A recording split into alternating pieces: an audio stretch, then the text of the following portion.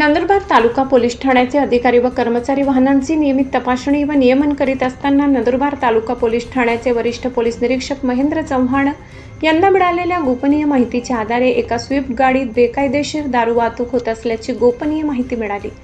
नंदुरबार तालुका police ठाण्याचे वरिष्ठ police निरीक्षक महेंद्र चव्हाण यांच्या मार्गदर्शनाखाली PSI सुनील भामरे, पोलीस हवालदार योगेश लोंढे, पोलीस हवालदार Anand More, police constable Yogendra Patil, police हवालदार एकनाथ ठाकरे, पोलीस हवालदार सरवरसिंग वसावे, पोलीस हवालदार रवींद्र पाडवी हे गस्तीवर असताना वाहतुकीचे नियमन व वाहनांची तपासणी करताना नंदुरबार ते कोरीट रोड दरम्यान पांढऱ्या रंगाची स्विफ्ट गाडी क्रमांक MH39J2829 या गाडीची तपासणी केली असता टँगो पंच या ब्रँडचे एकूण 30 बॉक्स मिळून आले।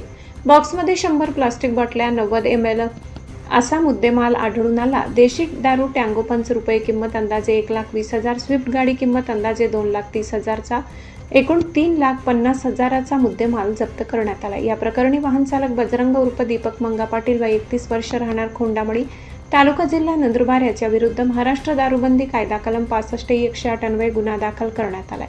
पुढील तपास नंदुरबार तालुका पोलीस स्टेशनचे पोलीस हवालदार एकनाथ ठाकरे करीत आहेत।